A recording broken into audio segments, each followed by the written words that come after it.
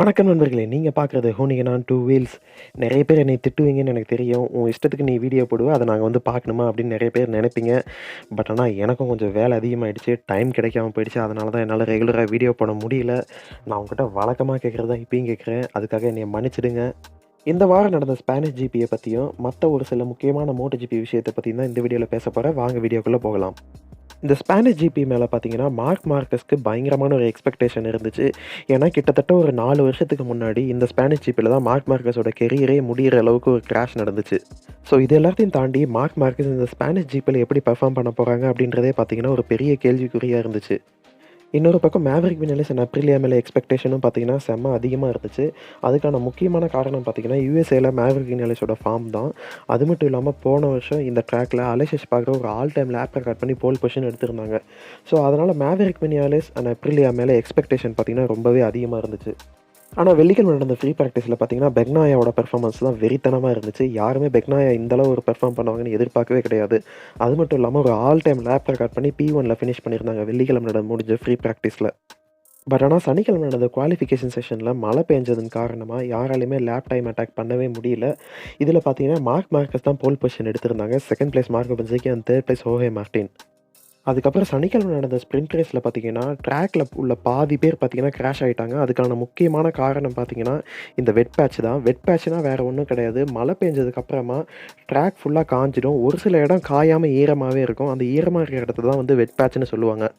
So race நடக்கும்போது யாராவது ஒரு ரைடர் அந்த ஈரமா இருக்கிற இடத்து மேல லைட்டா டச் பண்ணிட்டாங்க அப்படின்னாலே பைக் இழுத்துவிட்டு கீழ விழுந்துருவாங்க. கிரிப் கம்மியா இருக்குற காரணத்தினால. ஸோ அது மாரி தான் பார்த்தீங்கன்னா, ட்ராக்ல உள்ள பாதி பேர் வந்து இந்த வெட் பேட்ச் மேல மோதி நெறைய பேர் கீழ விழுந்துட்டாங்க. அதுல முக்கியமான ஒரு கிராஷ் பார்த்தீங்கன்னா, மார்க் மார்கஸோடது. ஏன்னா, மார்க் மார்கஸ் பார்த்தீங்கன்னா, இந்த ஸ்ப்ரிண்ட் ரேஸ வின் பண்ற அளவுக்கு ஸ்பீடு இருந்துச்சு. பட் இந்த வெட் பேட்ச்னால கிராஷ் ஆயிட்டாங்க.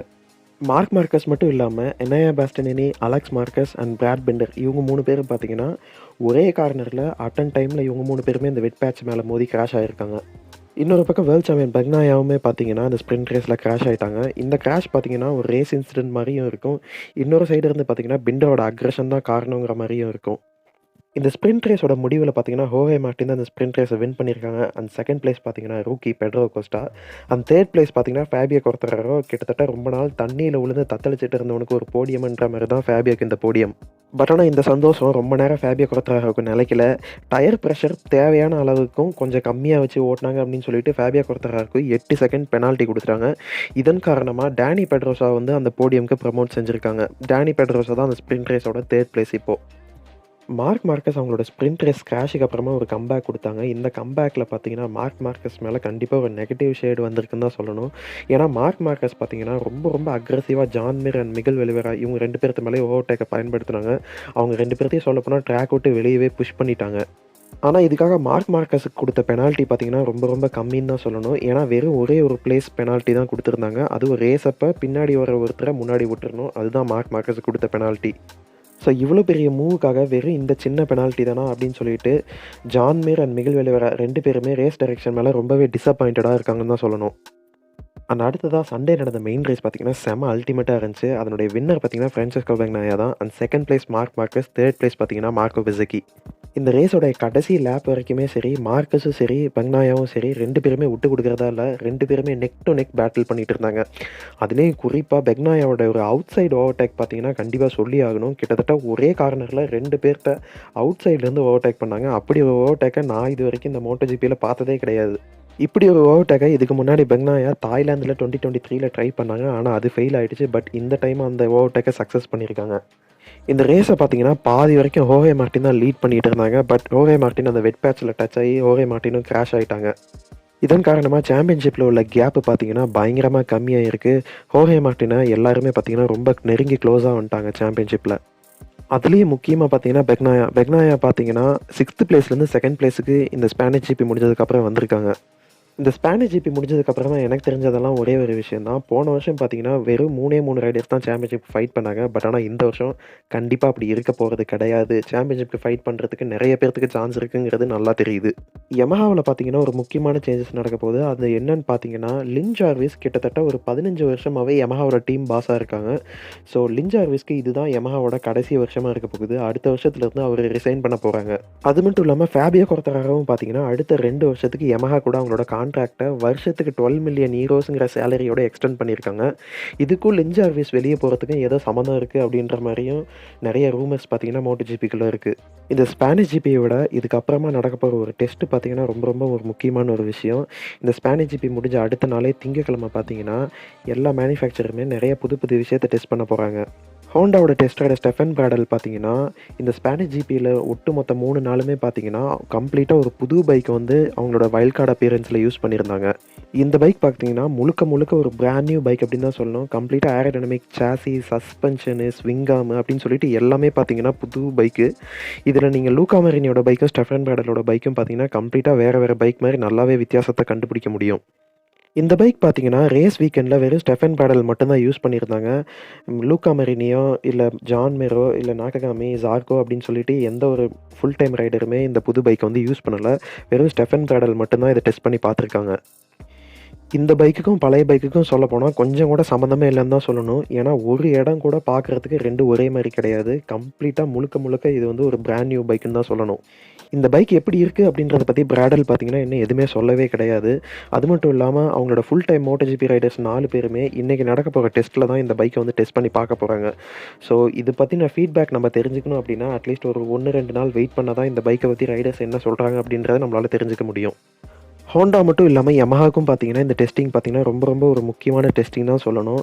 ரொம்ப முக்கியமான விஷயம் அப்படின்னோனே எல்லாருமே யமஹா வந்து இன்லைன் 4லேருந்து V4க்கு மாற போறாங்களான்னு கேட்காதீங்க. அது மட்டும் கிடையாது.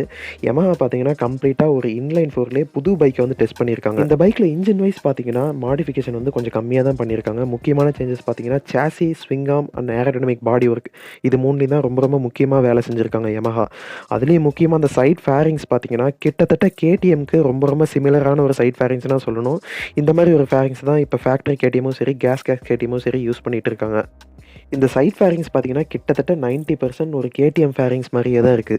அது மட்டும் இல்லாம அந்த டவுன் வாஷ் டக்ட்டுமே பார்த்தீங்கன்னா, இப்ப இன்னும் கொஞ்சம் பெருசா டிசைன் பண்ணியிருக்காங்க. அண்ட் அடுத்ததா முன்னாடி விங்ஸுமே பார்த்தீங்கன்னா, இன்னும் பயங்கரமா மாடிஃபை பண்ணியிருக்காங்க. ஆனா இந்த விங்ஸு இத பத்தின எந்த ஃபீட்பேக்குமே இன்னும் எந்த ரைடர்ஸுமே குடுக்கல. ஸோ யமஹா அண்ட் ஹோண்டா இவங்க 2 பேர்த்தோட பைக்க பார்க்கும்போதுமே, இவங்களுக்கு கிடைச்சிருக்க கன்ஸ்ட்ரக்ஷன பயன்படுத்தி எப்படியாவது இந்த MotoGPல மறுபடியும் டாப் ஸ்டெப்புக்கு வரணுங்கிறதுக்காக ரொம்ப ரொம்ப ஹார்ட் ஒர்க் பண்ணிட்டு இருக்காங்கங்கிறது தெரியுது. பட் ஆனா அதனுடைய ரிசல்ட் எந்த அளவு இருக்க போகுது அப்படின்றது அப்கமிங் ரேசஸ்ல தான் நமக்கு தெரியும். அண்ட் அடுத்ததா எப்ரிலியாவும் பார்த்தீங்கன்னா, அவங்களோட ஏரோடைனமிக்ஸ்ல சின்ன சின்ன அப்டேட் பண்ணியிருக்காங்க. முக்கியமா அந்த சைட் ஃபேரிங்ஸ்லயும், முன்னாடி ஃபோர்க்லயும் சின்ன சின்ன மாடிஃபிகேஷன் பண்ணியிருக்காங்க. பெரிய லெவல்ல எப்ரிலியா எந்த இதுவும் மாடிஃபை பண்ணல. KTMமுமே பார்த்தீங்கன்னா, பெரிய லெவல்ல எந்த மாடிஃபிகேஷனும் பண்ணல. இன்ஜின் மட்டும் பார்த்தீங்கன்னா, புதுசா ஒரு இன்ஜின டெஸ்ட் பண்ணியிருக்காங்க. அதுக்கப்புறம் முன்னாடி டயர் மக்கர்ல சின்னதா ஒரு விங்ஸ் வச்சு அதையும் டெஸ்ட் பண்ணியிருக்காங்க. மத்தபடி பெருசா எந்த ஒரு டெஸ்டிங் நடக்கல KTMல. அண்ட் அடுத்ததா ட்ராக் ஹவுஸ்ல உள்ள ராகுல் ஃபெர்னாண்டஸோட சீட்ட Moto2 ரைடர் ஜோ ராபர்ட்ஸ் பிடிக்கிறதுக்கான வாய்ப்பு நெறைய இருக்கு அப்படின்ற மாரி சொல்றாங்க. ஏன்னா ஜோ ராபர்ட் பார்த்தீங்கன்னா, ஒரு அமெரிக்கன், ட்ராக் ஹவுஸும் பார்த்தீங்கன்னா ஒரு அமெரிக்கன் டீம். அவங்க இதுக்கு முன்னாடியே ஓப்பனா பார்த்தீங்கன்னா, ஒரு அமெரிக்கன் ரைடர் எங்க டீமுக்கு வேணும்னு நாங்க ரொம்ப ஆசைப்படுறோம்னு சொல்லியிருக்காங்க. ஸோ ராகுல் ஃபெர்னாண்டஸ்க்கு பார்த்தீங்கன்னா, இதுக்கு மேல கண்டிப்பா ஒரு போடியமோ, இல்ல ஒரு வின்னோ கண்டிப்பா அச்சீவ் பண்ணா மட்டும் தான் அவங்களோட சீட்ட தக்க வச்சுக்க முடியும். அண்ட் அடுத்ததா இந்த ஸ்பானிஷ் GP பார்த்தீங்கன்னா, ஒரு ரெக்கார்ட் பிரேக்கிங் கிரவுட் வந்திருக்காங்கன்னே சொல்லணும். இதுவரைக்கும் MotoGP ஹிஸ்டரியிலேயே அதிகபட்சமான ட்ராக் அட்டெண்டன்ஸ் இந்த ஸ்பானிஷ் GPக்கு தான். கிட்டத்தட்ட 3 கோடி பேர் பார்த்தீங்கன்னா, இந்த ஸ்பானிஷ் GPய பார்க்கறதுக்காக வந்திருக்காங்க. அண்ட் MotoGPயோட அடுத்த பெரிய டாக் பார்த்தீங்கன்னா, பிரமாக் டீம் இந்த வருஷத்தோட டுக்காட்டிய விட்டுட்டு அடுத்த வருஷம் யமஹா கூட போக போறதா ஒரு பெரிய பெரிய ரூமர் வந்துட்டு இருக்கு. அது எந்த அளவு உண்மை அப்படின்றது தெரியல. பிரமாக் பார்த்தீங்கன்னா, MotoGP ஸ்டார்ட் ஆனதுலேருந்து கிட்டத்தட்ட 2005லேருந்து டுக்காட்டியோடைய ஜெனூனான, லாயலான ஒரு சேட்டலைட் டீம்னு தான் சொல்லணும். ஏன்னா இத விட ஒரு பெட்டரான எத்தனையோ டீம் கிடைச்சும், பெட்டரான பைக்கு கிடைச்சும், டுக்காட்டி கூடவே இருந்த ஒரே டீம் பார்த்தீங்கன்னா, பிரமாக் மட்டும் தான். ஸோ இப்படி டுக்காட்டிக்காக ரொம்ப ரொம்ப உண்மையா இருந்த பிரமாக் பார்த்தீங்கன்னா, டுக்காட்டி இப்ப டாப்ல இருக்கிற ஒரு ஸ்டேஜ்ல டுக்காட்டிய விட்டுட்டு போகணும் அப்படின்னு முடிவு பண்றதுக்கான காரணமே பார்த்தீங்கன்னா, டுக்காட்டின்னு தான் சொல்லணும். VR46 டீமும் பார்த்தீங்கன்னா, டுக்காட்டியோட ஒரு சேட்டலைட் டீம் தான். அவங்க பார்த்தீங்கன்னா, டுக்காட்டிக்கு நாங்க அதிகமா காசு குடுக்குறோம். எங்களுக்கு ஒரு லேட்டஸ்ட் ஸ்பெக் பைக்க குடுங்க அப்படின்னு சொல்லி ஒரு டீல் பேசியிருக்காங்க. ஆனா டுக்காட்டியால தயாரிக்க முடிஞ்ச மேக்ஸிமம் பைக் பார்த்தீங்கன்னா, வெறும் 4 ஃபேக்டரி ஸ்பெக் பைக் தான் தயாரிக்க முடியும். அது பார்த்தீங்கன்னா, டுக்காட்டி ஓப்பனாவே சொல்லிட்டாங்க.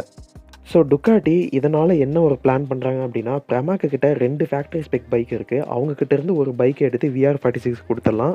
1 வருஷம் பழைய பைக்க பிரமாக்கு குடுத்துடலாம். ஸோ பிரமாக்கு கிட்ட ஒரு ஃபேக்டரி பைக்கும், 1 வருஷம் பழைய பைக்கும் இருக்கும். VR46 கிட்ட ஒரு ஃபேக்டரி பைக்கும், 1 வருஷம் பழைய பைக்கும் இருக்கும். அந்த மாரி பிரிச்சு குடுத்துடலாம் அப்படின்னு டுக்காட்டி பார்த்தீங்கன்னா பிளான் பண்றாங்க.